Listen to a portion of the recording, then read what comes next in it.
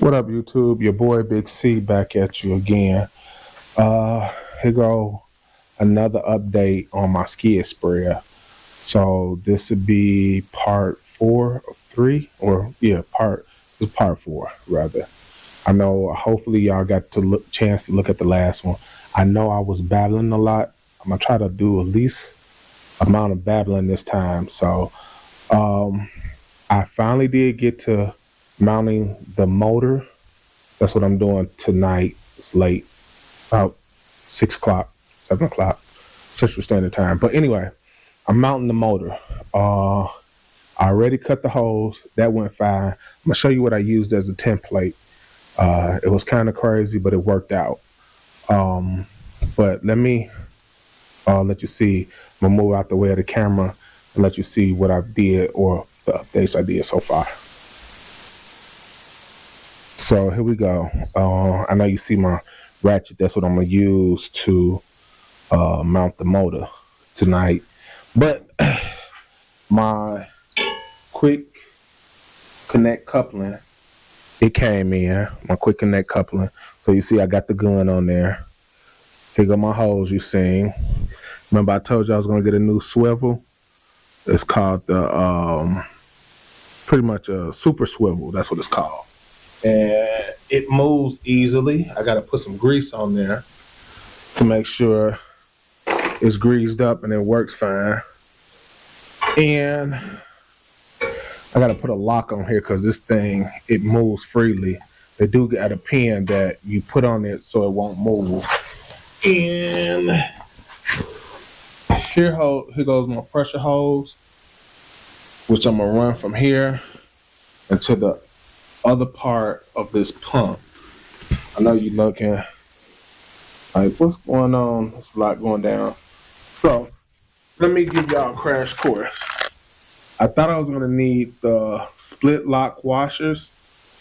You only use this if you're just using regular nuts, so the regular nuts won't back up off because of the vibration of the motor. And yes, let you know, use 5/16 bolts and nuts to mount this down. I don't know if you can see this well, but down there go the bolts. I got them already dropped in. I just got to tighten them down, and I got a 1/2 inch ratchet box end wrench that I'm gonna use on the top, and then my ratchet at the bottom. And I'm putting some regular washers on there because I have nylon locking nuts for the vibration. They go to the second part of the pump that I gotta put on. I got all the connections, so like I said, we almost there. So tonight I'm gonna tighten these bolts up, put the washers under there, so it'll be tight in place. And I'll probably be starting the motor up probably towards the end of this weekend. Today is Wednesday. And hopefully I'm gonna order the winch, like I told you, the winch. I always say wrench, but it's winch to lift this up in the air and put it on my trailer. So when I go out, it'll be on my 5x8 trailer versus in the back of the bed of my truck. And like I said, I'm not gonna fill it up all the way. I'm probably make it halfway. I'm not gonna even put 100 gallons in here. Probably the most, probably 60, maybe 80 gallons of solution. Try that out first, see where that takes me to.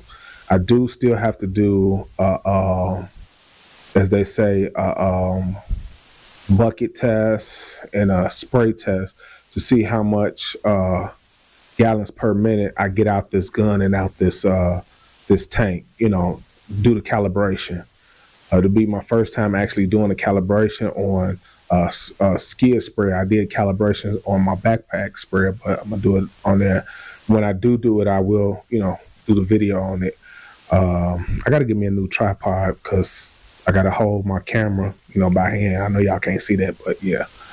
But yeah, so I say right now I'm at the about 70% done point. You know, we're doing this. I've been having fun, little small stuff. Once I get this motor mounted down and my hoses attached, I know I'll be ready to go to test the pump and everything out just with some plain water and spray it through the system, and it'll help me clean this tank out because I don't know when the last time it had solution in it. But yes, I'm having fun doing this. Really am. A little costly. I could have. Yes, I'm not gonna take it away. I could have bought a already ready to go rig, but I chose to do this, so it'll help me out in the end.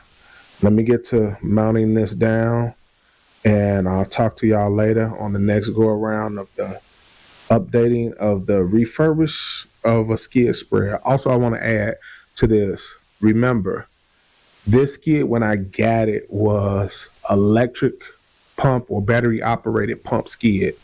I pretty much flipped this skid from being battery operated to a battery operated pump to being a gas pump.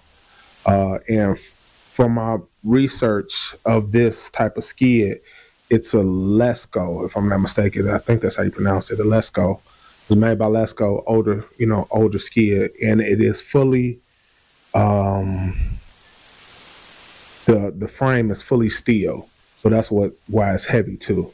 So, but I'll holler back at y'all. Like and subscribe.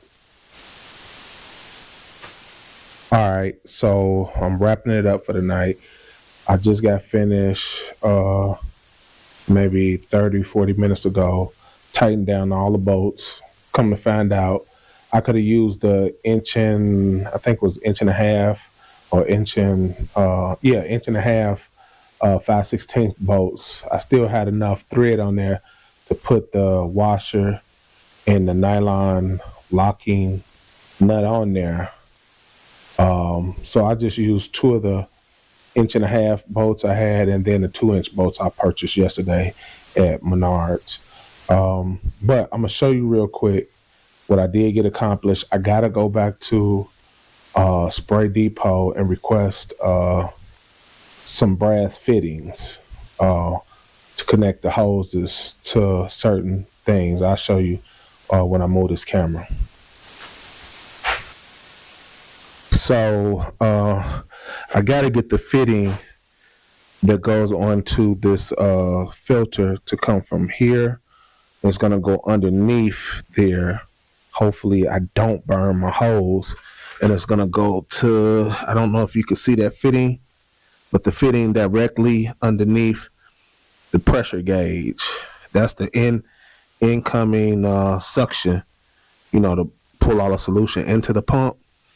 And you see right now, I got the hose coming from the pump to my reel, but I don't like this fitting I got. I found this at Menards, and it's a plastic PVC hose bib with threads. And of course, we know PVC can be very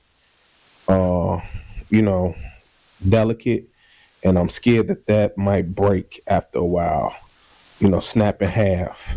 So I'm gonna request that they give me the brass connection, because the brass connection I have, it doesn't fit this inch and a half hose.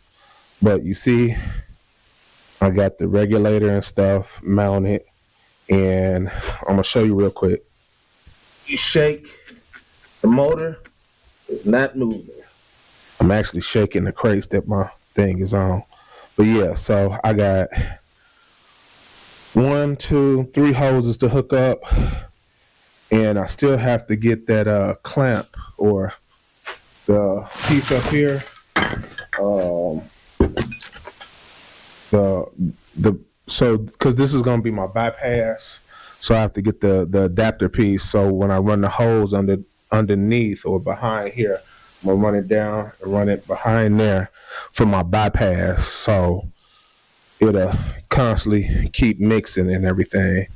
And I got a hose over there I got to connect to. So I'll talk to y'all later. Thank you.